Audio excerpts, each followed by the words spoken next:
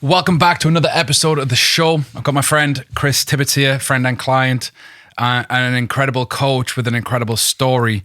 Chris is a former corporate employee who was over 100 kilo overweight. We'll get to his story, but it was a conversation with a doctor when he was told he was going to die if he didn't change his habits and lifestyle and lose some weight. That forced him to go on and lose 100 kilos. From that journey, he's gone on to coach others and help them end emotional eating in their life so that they can live a more fulfilling life that is free of, food addiction. Mm-hmm. And then now he has transitioned into helping inspire personal trainers, coaches who work with the general population to also help them understand what it truly takes to help people beat the struggle and battle with emotional eating. So Chris, welcome along. Well, thank you very much. What an introduction. Dear me. That was off the top of my head. I know, that's even more impressive that you came unscripted as well. So thank you very much. Didn't even stumble. So mate, welcome to the show. The reason I wanted to get you on was twofold. Number one, obviously share your story to inspire others. Yeah. The show is all about, upgrading your life in any way possible. Yeah.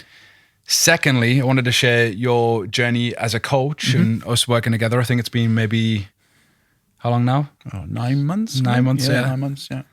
And we first met back in, I think it was like 13 months ago. Was it November time? It was December 2020, was it? Yeah, December 2020. Yeah. At my long-term friend, former business partner, former mentor and client, Paul Mort. Yeah. Your coach, Paul Mort. My coach, Paul Mort. And my client, Paul Mort. And yeah, he's your client as well, yeah. Gets about. Yeah.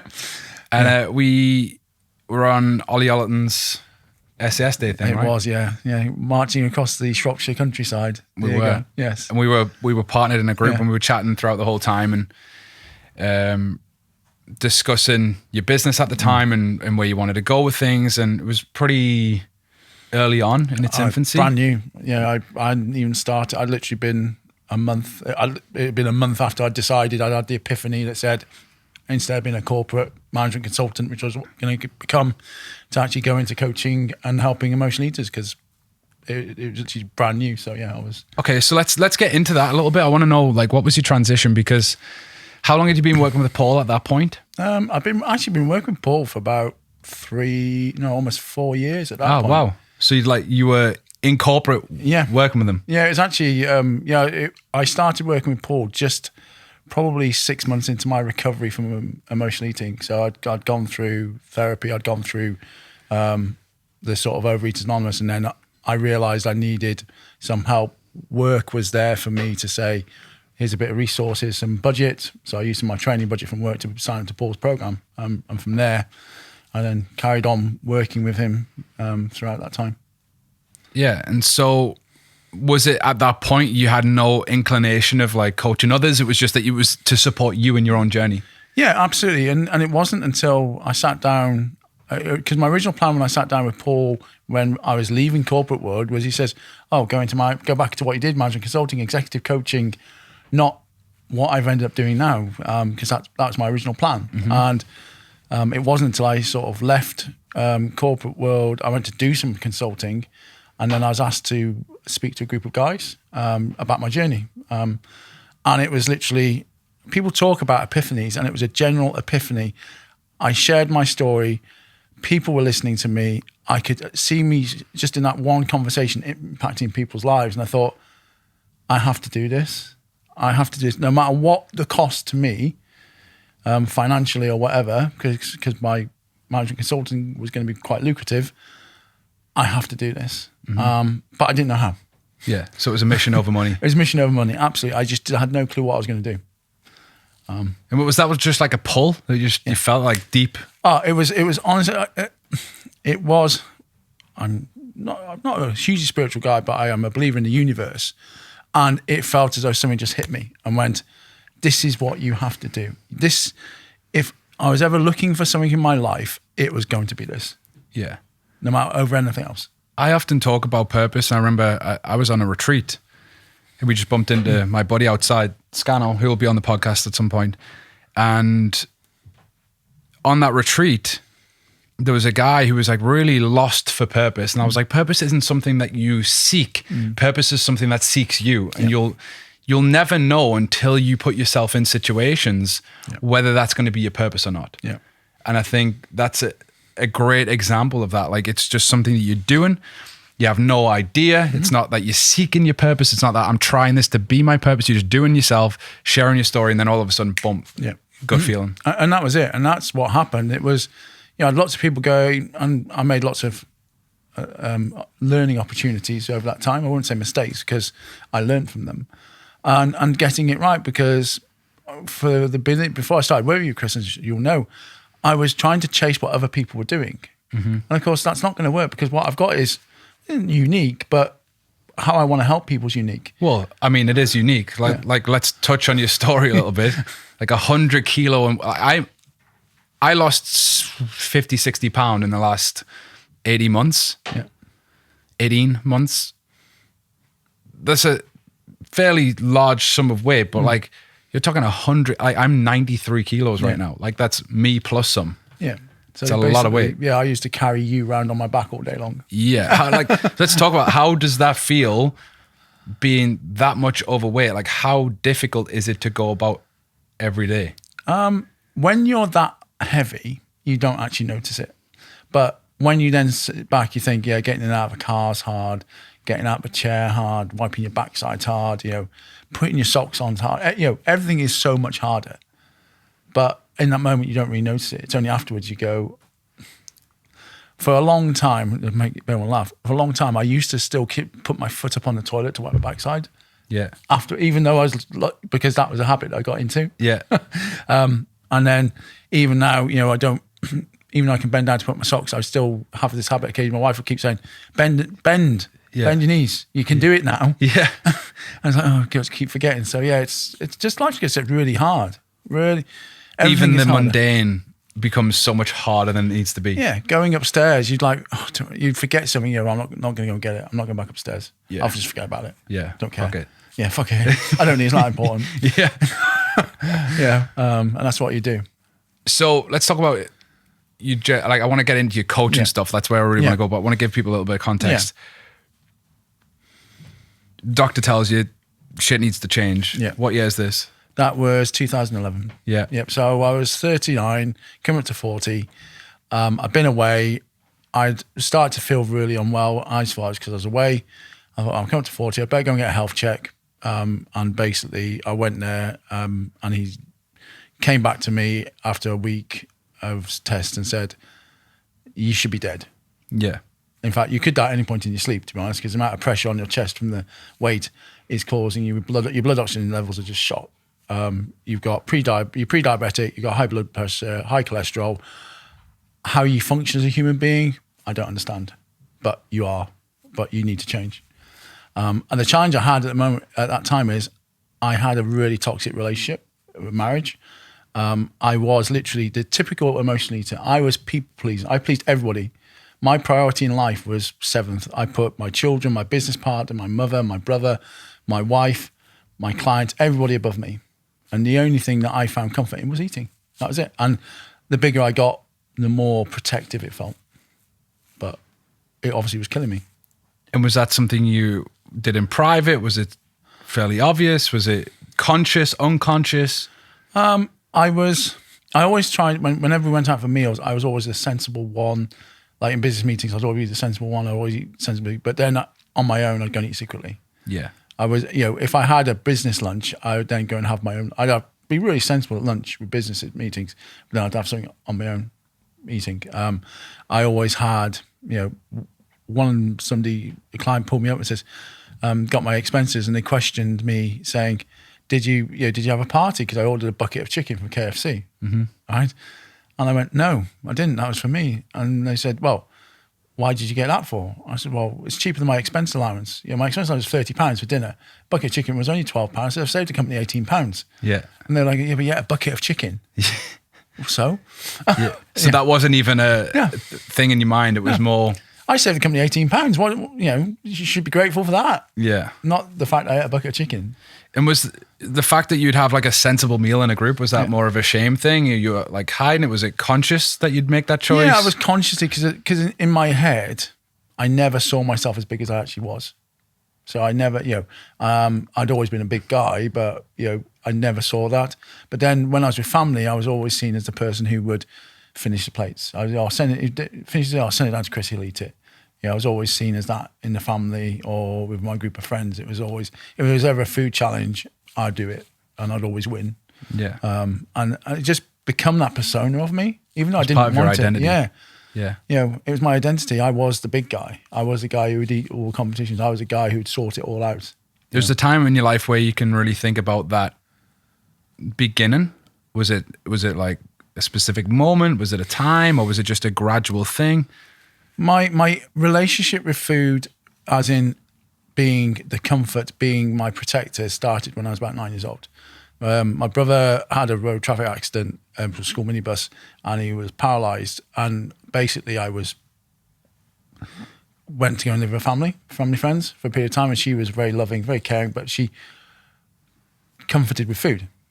If everything was good, we had food. I think if I was upset, I had food. It was just she used food, and that at that early age started that process.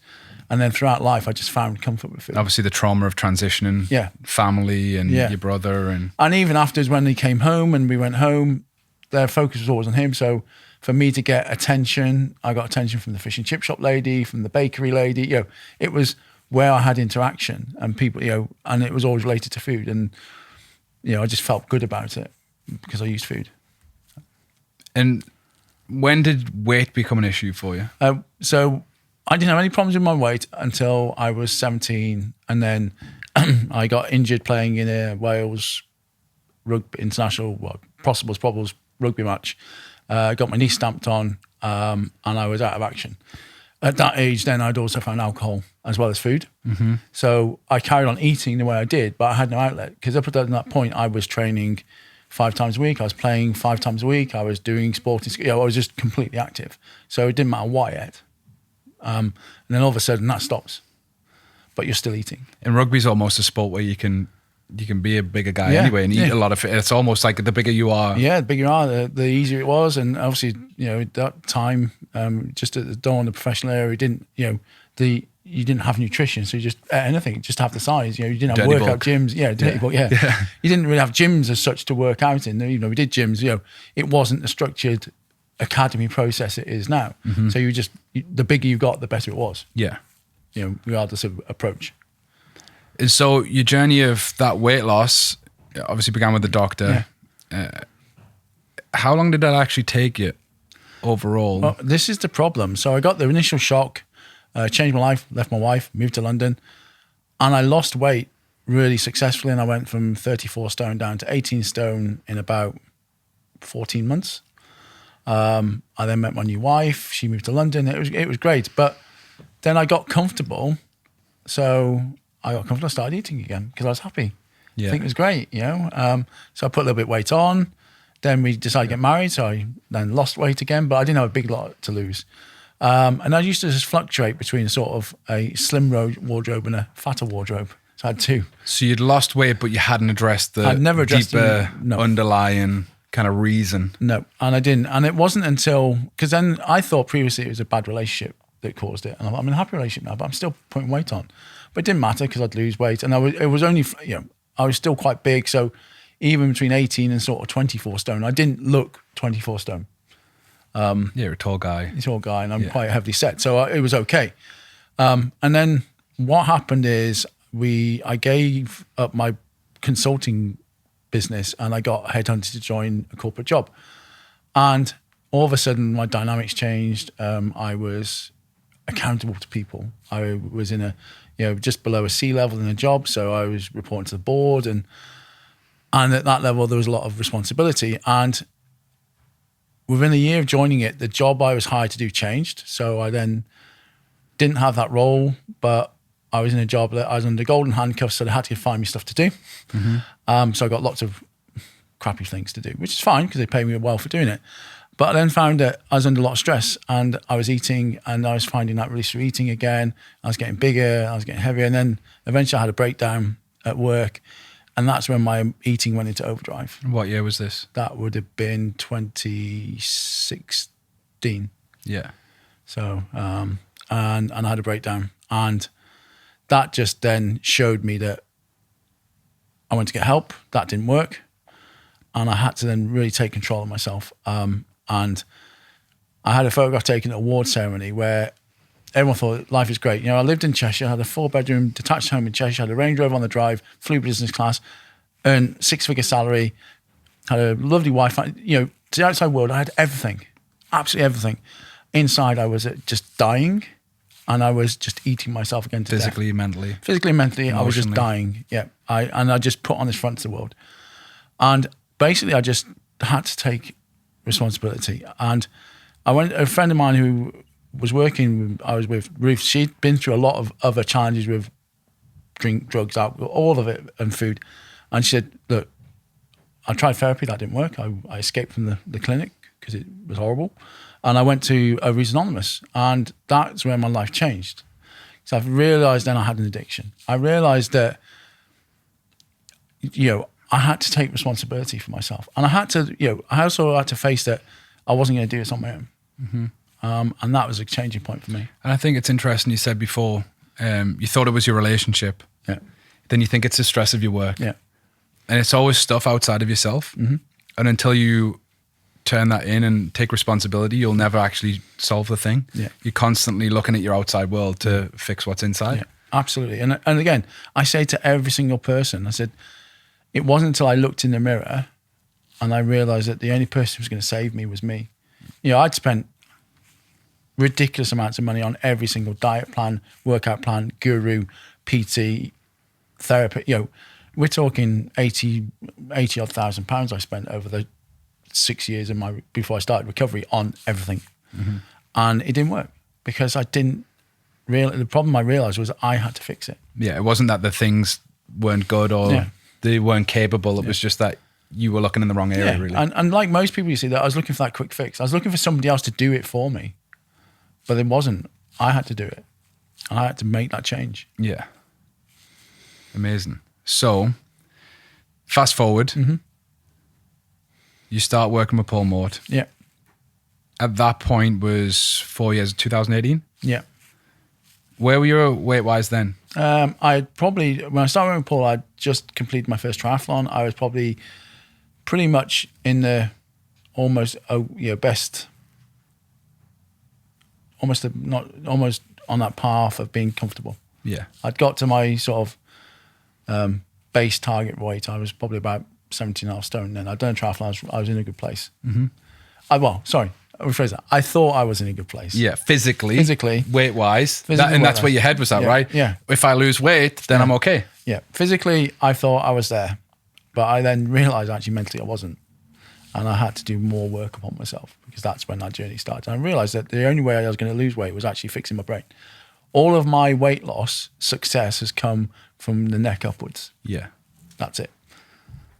Yeah. Which is huge when people consider they put so much emphasis on the diet, the training program, the minutiae of things like that, but they still haven't. Yeah, and you don't fix that because again, you can't out-train a bad diet. You can't out-train, your thought processes. You can't because all you're doing is it's like putting a sticking plaster over an open wound. Yeah, you're not dealing with the issue. Yeah, plaster on a gunshot wound, right? Plaster on a gunshot wound. Yeah.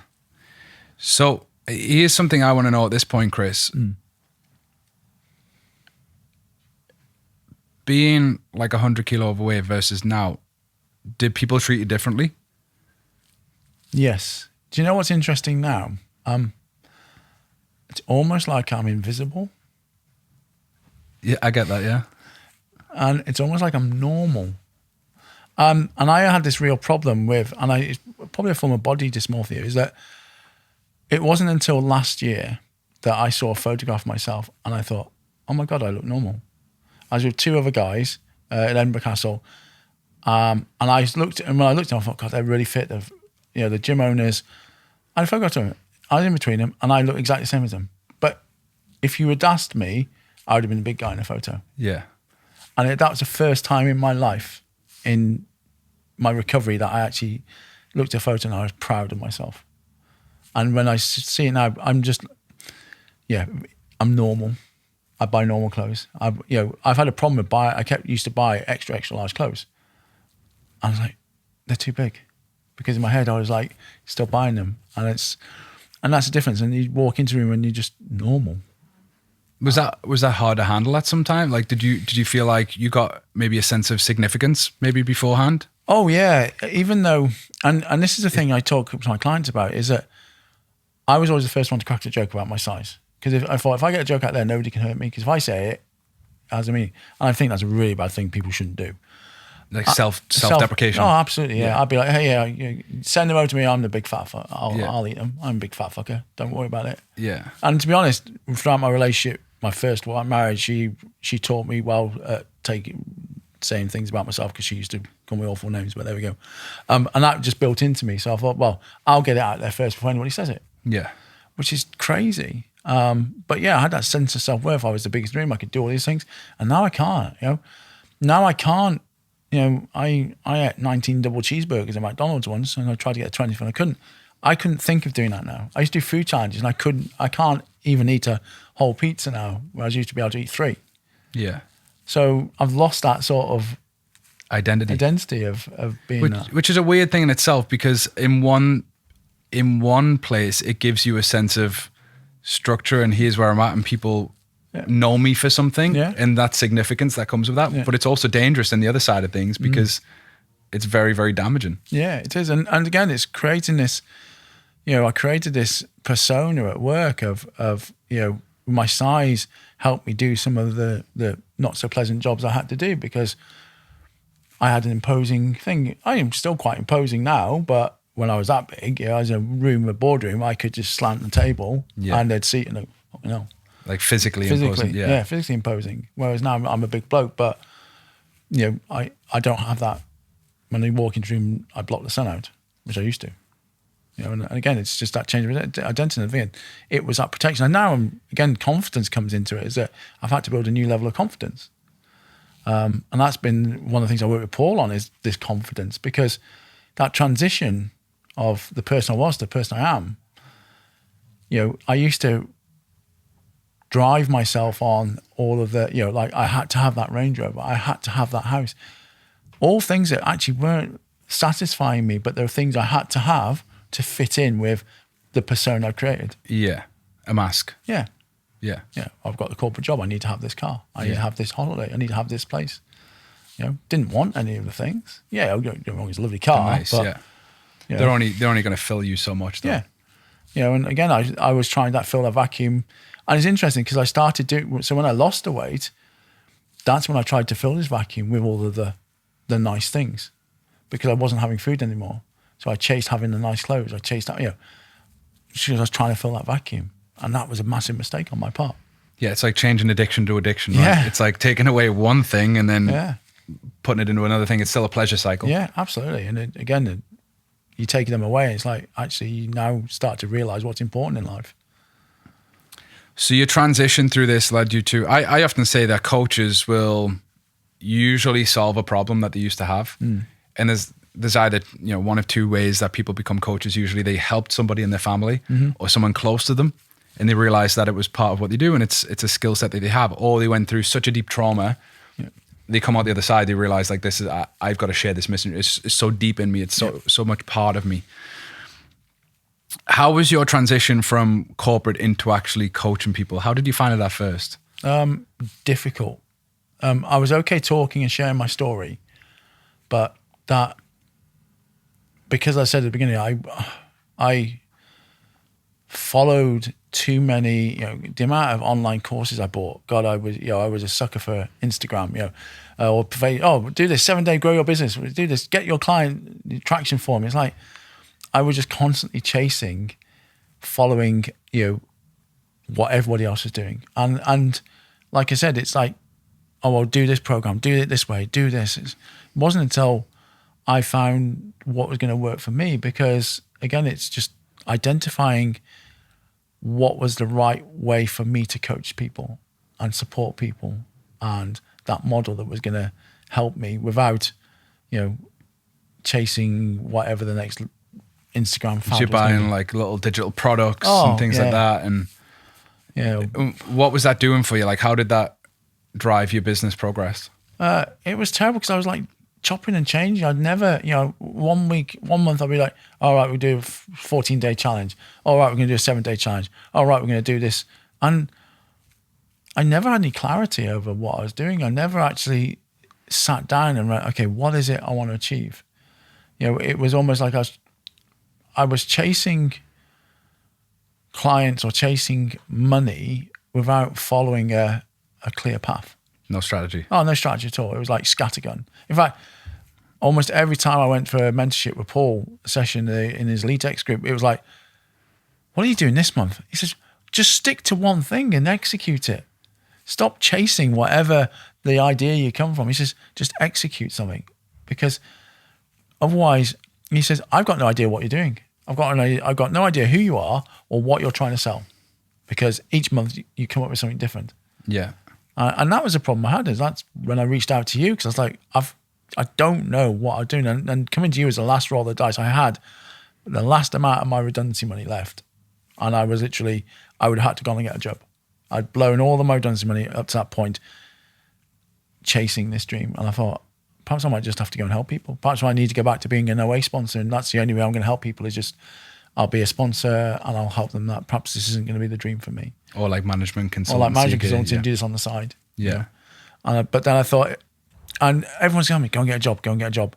But I thought, if I got a job, I would give up and I wouldn't do this. I've got to be, I mean, you know me by now, Chris, I'm all in. If I'm going to do something, I've got to do it. I can't play at it. Yeah. And that's the way I had to take that approach. It's the last roll of the dice. I remember that conversation. Come to the point of like joining the program. Yeah. What was showing up for you? Like, what feelings were cropping up for you? Like, it's the last roll of the dice, but equally, it's the last amount of money that you've got. Yeah. How are you feeling in that moment? I was really scared at that point. I was like, because I knew I hadn't lost that feeling from that. I knew I had to do this.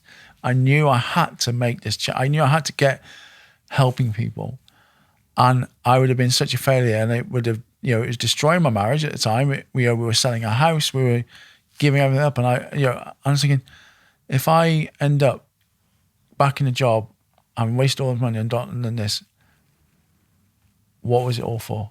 I had that sorrow and that thing, but then I always had the excitement when I spoke to you. I'm thinking, well, look, I've tried everything now, right? And then I went, it's only money. It's only money. Yeah. Right? It's only money. And if it works, it'll work. And I worked on the principle that, again, you show testimonials, and I thought, it's going to work. It's what I'm missing. And that's what I had. I was missing that structure that said, don't go too cheap, stop mixed messages, be very clear about who you're talking to, solving their problem, all of those things that we talked. Yeah, because we were doing like Exec X or something, or Transform 365 before, and none of that really communicates what you were doing at all. No. I just had a conversation with a client before in the same respect. I really like it when we're able to say a verb and a noun. Like, it's a doing word, a descriptive word, like end emotional eating. Yeah. It's very clear. I help people end emotional eating. Yeah. Done. Really easy. Yeah. Clear vision. They get it. I get it. Yeah. In how we do that, the vehicle that we do that in is the next piece to figure out. Yeah. But at least we've got clarity about what we do. Yeah. And I think changing all that, I got my socials very clear. I got my message very clear. I stopped the mixed message. It was like, okay, my program was Transform 365, but actually I changed it. It's emotional eating coach. That was it. It does what it says on the tin. Yeah. And I think your program's like end emotional eating in 90 days or less, right? That's it, simple. Yeah, that's it. Dead easy. People know I am. People know what I do. I had the problem, and I know when I reached out to people, obviously I've now got almost 1,700 people in my free group, so I know there's a problem out there. Yeah, for sure. I didn't realise, I was like going, people are going to buy that. Would I have bought, and I kept asking myself, when I was at my heaviest, would I have gone to an emotional eating coach? And actually, I probably would have gone to myself. with what I'm saying now, the message I'm talking now, the video, the conversation we have, the podcast, when I've done all the podcasts, my videos, when I'm clear about my message, people understand it. It gives you context. You're able to sit in a place where people are able to understand. And I think a lot of coaches lack that context at times. And it's the lack of that context that allows them to be noise and not a signal.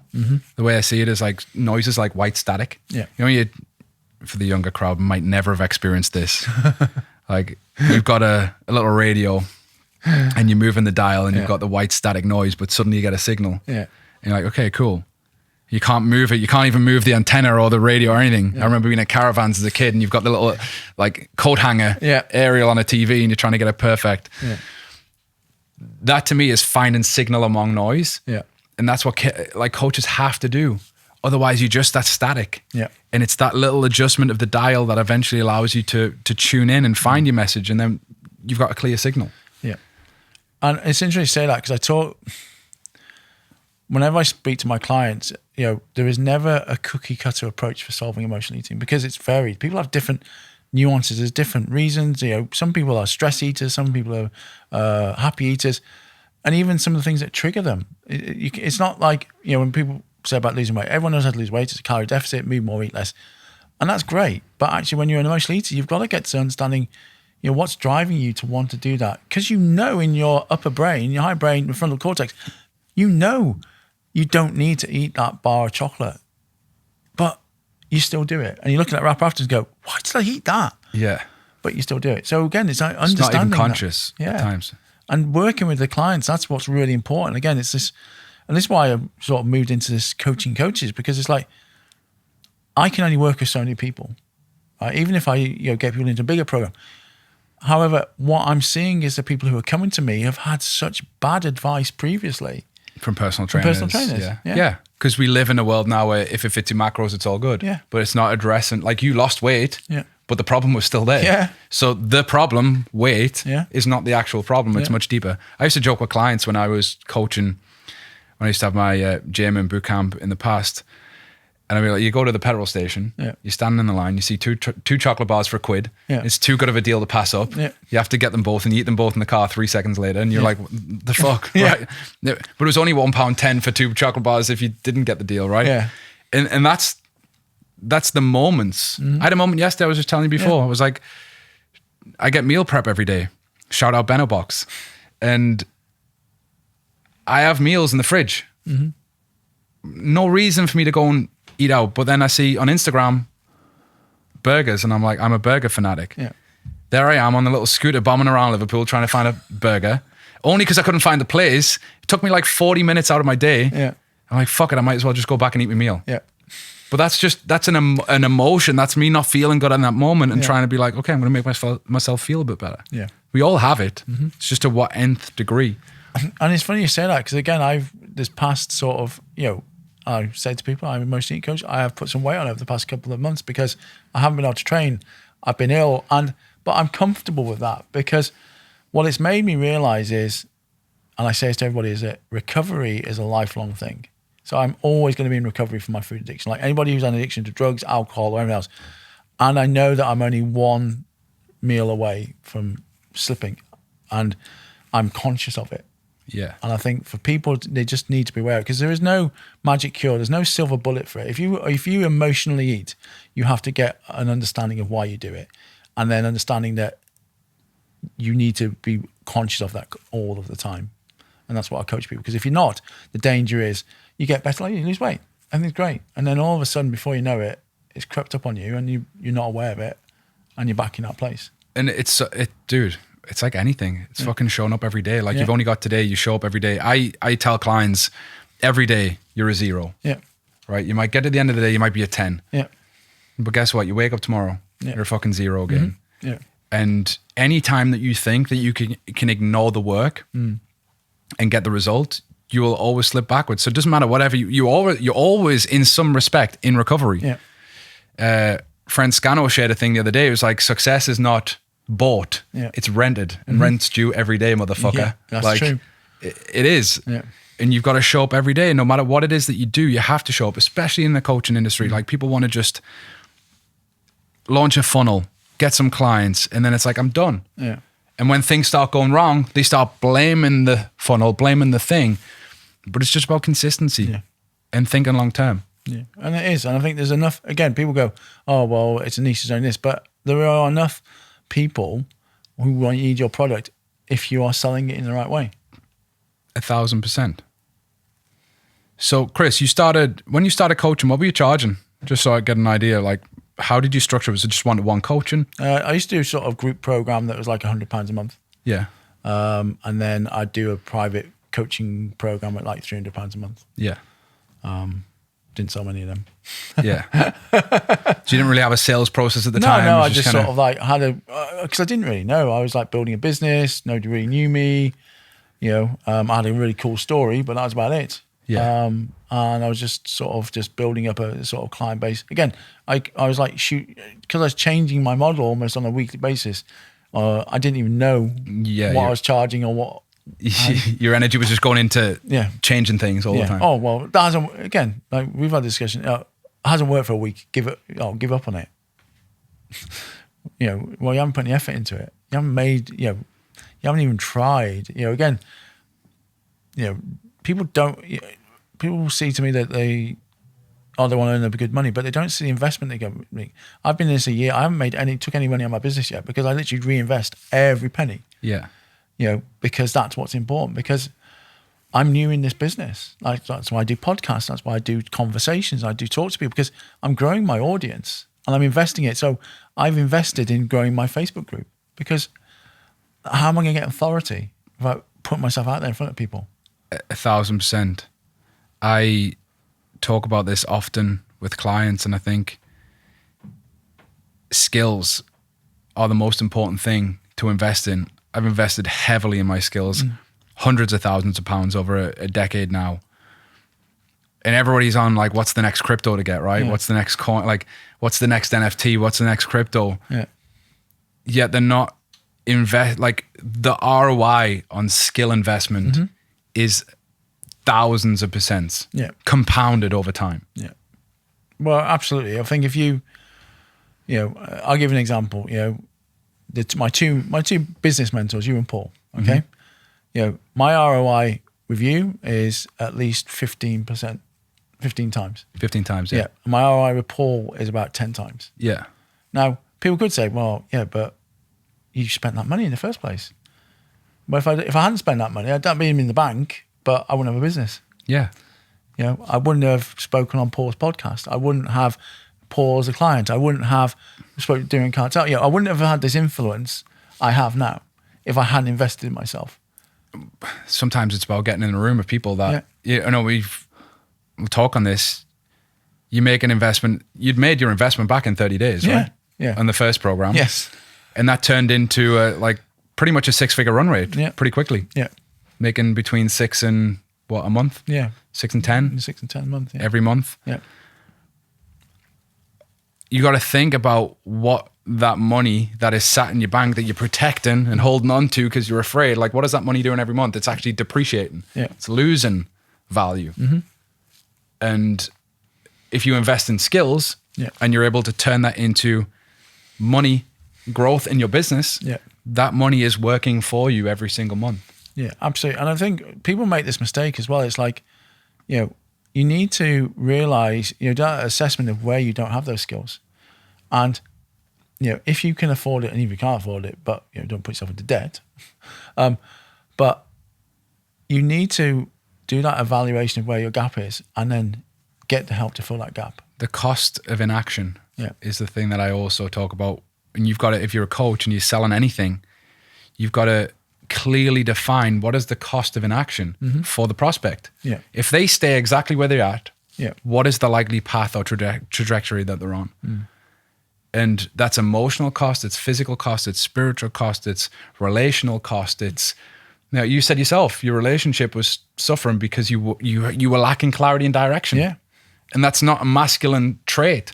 A masculine trait is to be purpose-driven, to be a provider, to be very clear, stable, like a mountain. Mm-hmm. And when you lack those things, it can affect, it destabilize everything around you. It will, absolutely. And I think that's the big thing, isn't it? It's like, if you're not very clear on your outcomes, and if you are, wishy-washy, or you're just like, shooting at fish, you're not going to, how are you going to project that confidence to people? Certainty. People buy certainty. They do. When you say to me, I want to launch this new program for coaches, you had a conversation, was it before Christmas? Yeah, just before Christmas, yeah. Yeah, you were like, I've got this idea, I don't know if it's a thing. Yeah. But he's like, I really want to help coaches understand how to support their clients with emotional eating, because personal trainers get a little bit of nutrition advice. Now it's very much about, weight loss has been a calorie in, calorie out thing, which I get, it is, and it will work. But if you do not address the emotional side of it, you will get people 6, 8, 12 week results, but you won't get them 36 months, 48 months, life-changing results. Yeah. We had that conversation. I'm like, here's the investment. Yeah. Like, same thing, same process again. It's like, oh, shit. Yeah. Then we roll around to January, we get on board, we get going. And you did a 3K day the other day. Mm-hmm. Yeah. You've got 10 people into your beta program. Yeah. And now we're starting to build the infrastructure of that thing again. Yeah, that's it.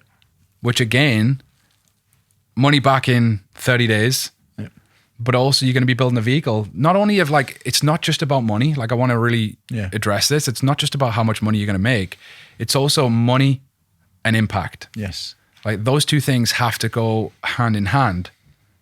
And I think from every guest I've had on the show so far, it's very clear.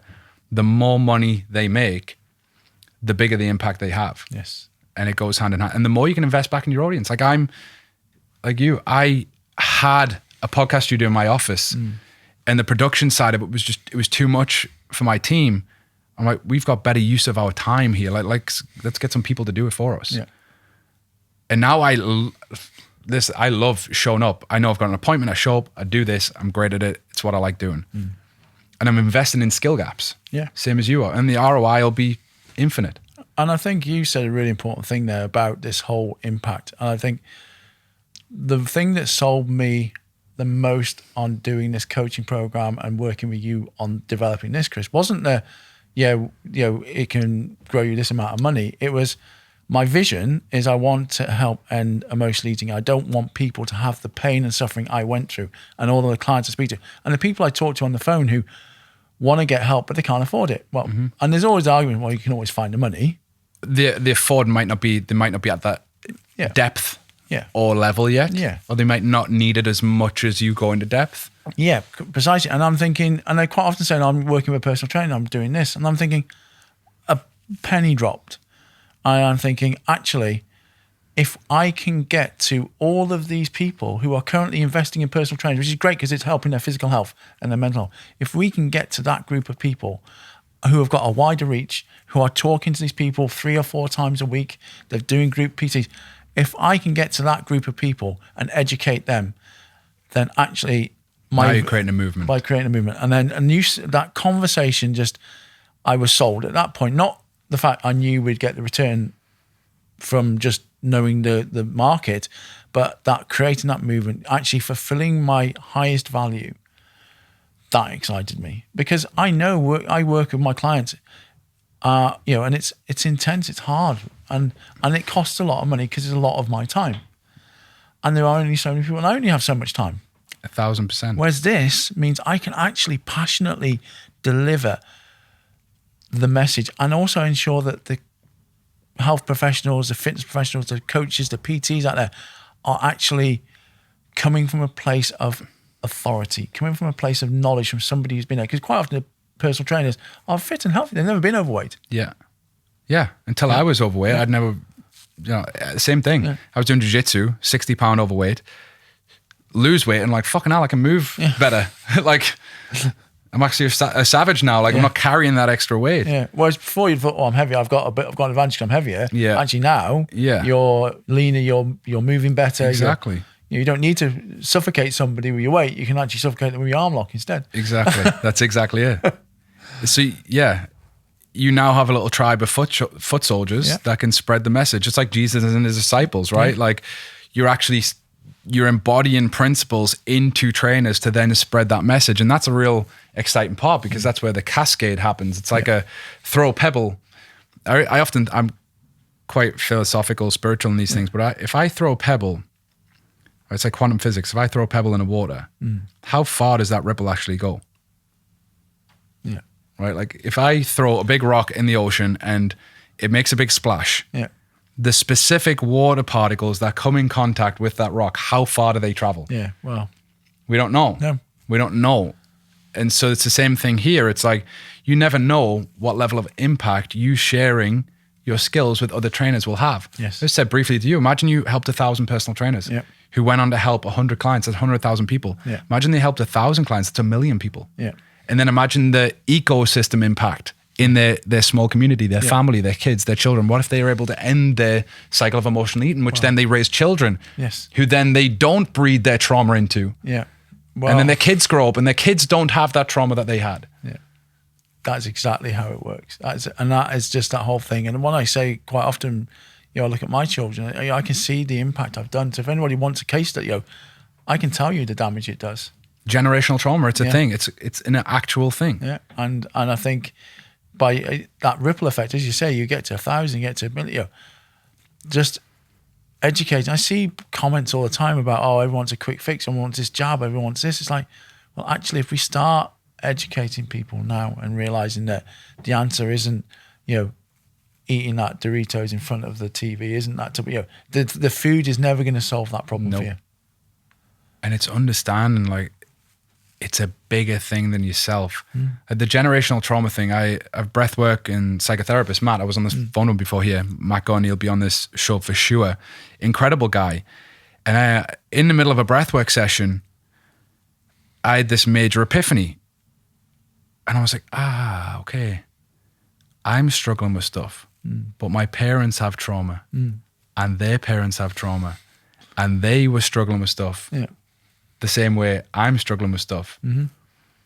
And it's that level of empathy and understanding and be like, okay, now I understand that everybody's doing the best they can and everybody's dealing with stuff. I was about to say that, yeah. And I think we've got to really understand the responsibility on our shoulders to try and handle our stuff, our wounds, our triggers, to try and handle the things that challenge us most so that we don't pass that down to generations. Yeah.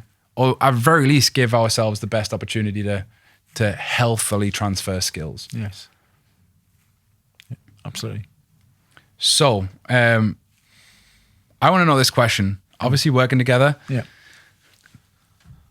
What would you say was like the biggest thing that you got from working with me, like around my skill set, how I helped you unpack your ideas, like how I helped you structure the business? What would you say is the thing for anyone listening considering working with me? Yeah. I think it was your cussing through all of the bullshit and making it so simple. If you are thinking about buying an online course, don't waste your money. Speak to Chris, because even if you just have the free call and you never buy the product, that call with you, just cutting through it, made me go, right, I've got something now.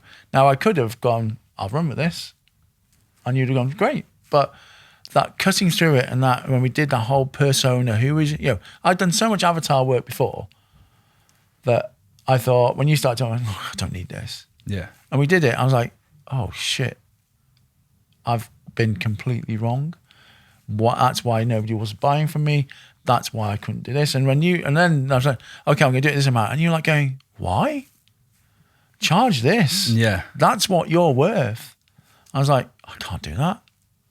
And then the next day I closed the sale. I went, I just closed the sale for this amount. And he went, told you worth £1,000. Shock. I was like, I didn't think somebody would give me £1,000. I was like, all right then.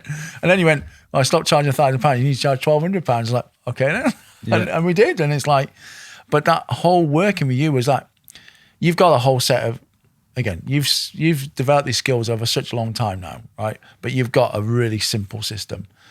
And let's not forget, let's not say it is simple, but you still have to do work. It's effective. And the reason it's simple is because you've broken it down. And for me, that was just it. Working with you was just, it's really simple. you knew your market, you knew how to talk. Whether it was, if I'd come to you saying I want to sell jelly beans, I'm pretty sure you would have convinced me I'd give me a process to sell jelly beans. You know, even though you probably never sold jelly beans in your life, you could. And I know you had a bit of experience in the personal training and fitness market to help, but the way we got into my niche, the questions you asked me, the way you said, right, what's this person feel? How did you feel? And that was important to me because I could then relate. You put my mindset in place to go, right, how did you think? If you were selling to yourself, how would you sell it? And that was a big change. And I think when you were looking at, I remember looking at Avatar, Yeah. like I kind of done this before, but you were looking at a very much demographic standpoint, like men, 40 plus, executives, that kind of thing. And I was like, no. Like Avatar to me is very psychographic. It's what do they think and feel? Yeah. What do they see and do? What are they exposed to every day? Yeah. What are their fears, frustrations, wants, aspirations? Yes. And it's really understanding the psychology, because when you do, you understand that the majority of problems people have aren't gender related at all or age related. Yeah. There are people of all ages, genders, shapes, sizes that can have shared psychology. And I think it's about really understanding that you communicate not through what job somebody has, how many holidays they go on a year, whether they've got kids or not. You communicate through, what are you thinking every day? You enter the conversation in the mind. Yeah. Like, have you ever had a time when you know, have gone through crisis and you've sought out food? Like, you got to really tap into that dialogue that's going on. And if you live in that market all of the time, you'll never go wrong. Yeah. But it's the work that people are unwilling to do. That is the thing, I think. And this is, again, comes back to weight loss, doesn't it? It comes back to people I work with. It's like, everyone's that quick fix. You know, when I say to people, you got to put the work in. Well, I thought that you'd do it for me. I'm going to go in your brain and fix your brain for you, am I? I don't think so. I'm going to give you, I'm going to guide Tools. you. I'm going to coach you. When you're struggling, I'm going to point you in the right direction. I can't do the work for you. I can't literally be in your kitchen and stop you from eating those biscuits. Well, I could, but it'll cost you an awful lot of money. Yeah, and I remember, actually, that's just giving me a thing. I remember the very first time we spoke, you were literally turning up at people's houses. You had the login for the Just Eat app, right? Yeah. Like, it was literally, you were going to just remember this, you were going to the takeaways in their local area and say, if they call up for takeaway, call me. Call me, yeah. Like, yeah, I just remembered that from the walk that day, way back. Yeah. So you've come a long way since then. Like, Yeah. you've really took your information, packaged it. You're not scalable in that way. You can't go to every single chippy in every town of every client and tell them, give me a bell. Your phone would be forever off the hook. And I'm pretty sure as well, if Just Eat might actually be a bit of a problem if I started shutting their app down all the time as well. Yeah. So, yeah, it's a massive change where you've come from. The thing I want to know now is basically, like, now you're at this point, you're in a real flow. This is where I want to give you some credit, because I've worked with clients and they come against a roadblock and they think I need a new direction, I need a new coach, I need a new thing, I need a new strategy. My most successful clients have been with me 6, 7, 8 years. And they've trusted in me, and I'm forever grateful. And some of my clients have spent over £100,000 with me. That's it's insane for me to know that I've got that level of trust with people. You would come against the problem and you'd reach out. Yeah. You'd have a little mini freak out. Yeah. You know, I got this problem, and I'm just like, dude, it's cool. Like, just do this. Yeah. We'd have a little chat, Yeah. get you back on track. Yeah. And I think that's so important as a coach. It's one of my skill sets is to be like, listen, like, the plan is the plan, stick to the plan. We can get very, very emotional, very challenged by our business. I think a huge part of us as coaches are, our identity is aligned with our business. So when people aren't buying our program, we can think self-worth, we're not good enough, my program's not good enough, I can't charge that much, because it's very linked to who we are. Yeah. How did you navigate that process? So you know, coming up with challenges, you reach out to me. How has that journey been for you? And sometimes it was tough. Sometimes it was like, you know, I had to kept coming against it's okay for everybody else. You know, everybody else, if they're in this fitness, when they're doing this, they can copy somebody else. I've got nobody I can copy. I was like, so Chris will just tell me this story. And for me, it was like, when I then realized, actually, no, he's not telling me a story. He's giving me that advice because, as you said, if I weather that storm, okay, I haven't made a sale for this month. And then December, I made no sales until the 29th. And I made $4,000 in 2 days. I made nothing throughout December because in my head, I thought, I can't sell in December. Nobody's going to buy. Everyone's going to Christmas, blah, blah, blah. And then for 2 days, last 2 days of the month, I hit $4,000. I was like, oh, so it does work. And then that gave me that impetus to go, okay, fine. And I'd had that previously. Remember, I think we had a conversation in September. Nothing happened. I went, Chris, this is work. I had great July and August. And then, Chris, this is rubbish. September, nothing's working. I need to change. I need to do this. I'm going to do this. I'm going to do this plan, do this. And you're like, stop it. It's working. Yeah. Just have some faith. Follow up on those leads. Change your questions. People will buy when they're ready.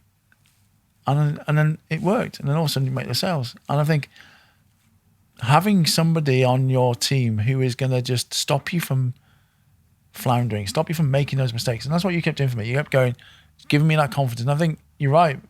People invest. The reason I went back to you, Chris, to do this program was your system worked, your process worked, your advice worked. And I knew that I could have probably done this myself. But I knew that I needed a structure because if I didn't, I would be floundering. I probably wouldn't have, if I hadn't worked with you, I wouldn't have got this program launching on the 14th. I would have convinced myself, don't reach out to those people. Don't do that. Don't do that. Get it ready.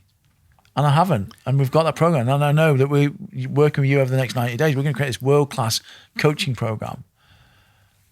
But it would never happen. And I knocked up that post for you. Yeah. You send it out, crushes it for leads for you. And I think that's sometimes what people forget. And I will go to people I need that support. I can do it for other people at times, but sometimes it's hard for me to get out of myself. Yeah. And so I'm often not the person to fix things for myself. I have a psychotherapist and breathwork coach. I have a meditation coach. I have a jiu-jitsu coach. I have somebody do my training, somebody do my nutrition. I outsource my cleaning. Yeah. I outsource my meal prep. Mm-hmm. I outsource the production of this podcast. Yeah. I do that in as many places as possible in my life that I can. And that's a luxury that I've afforded myself over a decade of work. Yeah. That's not something I could have done back in the day, but as you can, so you should. Yes. There's too many people, again, I had this debate with my wife quite a few times about cleaning. And I go, I'm rubbish at cleaning, right? If she listens to this, I admit wholeheartedly, I have not got her standards. I'm rubbish at it. But again, that's a learned behavior. My mother was the same. Yeah. But why would I want to? So I could spend 3 hours cleaning the house, or I could spend 3 hours and make £1,200. Yeah, you could make more than that. 3 sales calls could. Well, 3 sales could easily make £3,600 in 3 sales calls. Yeah, you did a 3K day the other day. Yeah. That's what you've got to start valuing your time. I did 3K in a day. Yeah. Like one of my biggest ever days. I think I did like £60,000 or something like that in like 3 days. Yeah. And when I start looking at that in my mind, I'm like, why the fuck wouldn't I pay a cleaner 20 quid an hour? Yeah. Like, I fucking hate it. Yeah. Like, I hate it. I can be tidy. No, I can be clean. Yeah. I'm not always tidy. No. And that's something I'm working on. My wife went through separation. I moved out. That was a decision I made. I'm like, I'm not doing any cleaning. Yeah. Like, do not expect me to do cleaning. Yeah. I'm not doing it. I refuse. Yeah. And my life is better for it. I don't enjoy it at all. No. I don't enjoy cleaning my car. No. I outsource that too. And John DiMartini, he almost gave me permission for that. He was like, I've never cooked a meal in 20 years. Yeah. I've never drove a car in over 20 years. Yeah. He's like, I build my life around the stuff that I value most, which is teaching and training. Yeah. And everything else, I outsource. Yeah. If you have a gym, don't clean your gym. If you have a gym and you don't enjoy doing accounts, don't do accounts. Yeah. If you don't like admin, get somebody to do admin. Yeah. Don't hire trainers to do the stuff that you're actually good at and you love. Yeah. Hire people to do the stuff that you don't enjoy. Yeah. And build around yourself. Same with you and your business. Like you would never, the thing that you're great at, the thing that you're best at, do and build structure around. Well, my wife says, why do you pay the accountant so much money? I says, because I don't, my VAT, do you know the stress of doing a VAT return? You know the stress of doing it all? I don't. I just slap my receipt and he does everything. I have a call with him once a month, and then every quarter we go through. That's it. Same. Why do I need to stress? I employed my accountant as like a CFO almost. Yeah. Because I fucking hate that as well. Yeah. I really do. I would literally rather punch myself in the face repeatedly than sit down and do any of that stuff. Yeah. I agree. But that's where people need to invest. 1,000%. Yeah. Do the things you value and give you the most return, and then don't outsource it. Again, people say, I can't outsource it, I don't have enough money. Well, earn more money. Do the things you value and you'll get the money to pay to outsource that thing. Driving is a prime one. Do Martini said about driving. Yeah, if you can, why would you drive? Apart from, if you enjoy it, that's great. But if you can get more work done, surely you'd do it. Yeah, he gets somebody, he has a driver and he does work on the way. Yeah. I think, and obviously those are luxuries, but it's also vision. Yeah. That's what you've got to have, a vision for like what you want your life to be like. You might not be able to afford the things that you want to outsource right now. You might want to start a podcast, might not be able to afford it. But then you'd ask yourself, how could I afford it? Could I get a sponsor? Could I get somebody to sponsor the show? Could I get, who could pay for this? Who would like the exposure of this? Yeah. You've got to start asking questions like who, not how. Yeah, who, not how, correct. And you've got to start asking different questions of yourself. Like entrepreneurship is a risk-taking game. If you're not willing to take risks and invest in yourself, and sometimes that means getting capital from external sources, the money you already have, in order to grow your business to where it needs to be, then so be it. It's fucking entrepreneurship. Yeah.